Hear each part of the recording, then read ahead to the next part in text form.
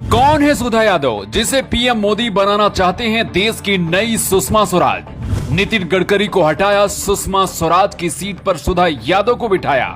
BJP का चक्रव्यूह तैयार हो चुका है। क्या मोदी का सपना पूरा कर पाएंगी सुधा यादव? सुधा यादव पीएम मोदी की बेहद खास मानी जाती हैं, लेकिन क्या मोदी के सपने को पूरा कर पाएंगी?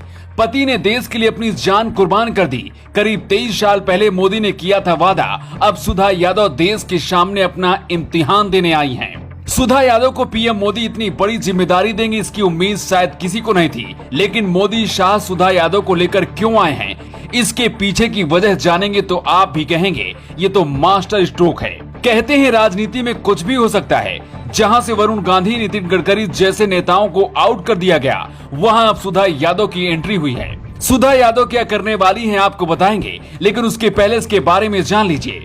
सुधा यादव से पीएम मोदी जब पहली बार मिले थे तब बीजेपी के कार्यकर्ता हुआ करते थे। तब सुधा यादव को भी नहीं पता था कि मोदी पहले मुख्यमंत्री बनेंगे और फिर देश की प्रधानमंत्री बन जाएंगे। मोदी ही वो शख्स हैं जिन्होंने सुधा यादव को राजनीति में आने का साहस दिया और अब राजनीतिक दुश्मनों से लड़ने के लिए खड़ा कर दिया है। बीजेपी ने अपनी नई केंद्रीय संसदीय बोर्ड की लिस्ट में सुधा यादव अहिरवाल का नाम शामिल किया है।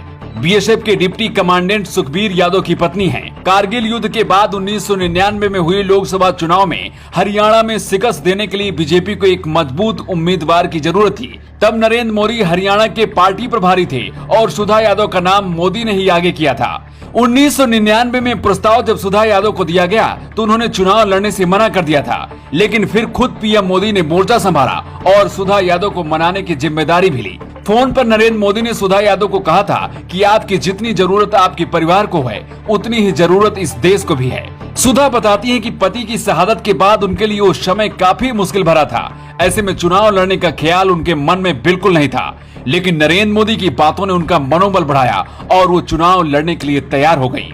मोदी के कहने के बाद ही सुधा यादव राजनीति में आई और अब जब मोदी प्रधानमंत्री बन गए हैं तो बड़ी जिम्मेदारी उन्हें दी गई है। संसदीय बोर्ड की लिस्ट से वरुण गांधी पहले ही आउट कर दिए गए थे और इस बार लिस्ट से नितिन गडकरी और शिवराज सिंह चौहान का नाम भी हटा दिया गया है, लेकिन सुधा यादव का नाम जोड़ा गया है। सुधा यादव से पहले संसदीय बोर्ड की लिस्ट में सिर्फ सुषमा स्वराज का नाम शामिल होता था। दावा किया जा रहा है कि सुधा यादव को लाकर बीजेपी सुषमा स्वराज की जगह भरना चाहती है, लेकिन मोदी शाह ने एक तीर से दो निशाने लगा दिए हैं। सुधा यादव को आगे करके बीजेपी हरियाणा और राजस्थान का चुनाव जीतने की तैयारी कर रही है।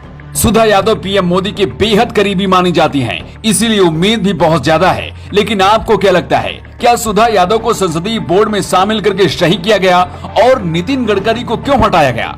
आप अपना जवाब कमेंट बॉक्स में देकर जरूर बताइएगा। Bureau report,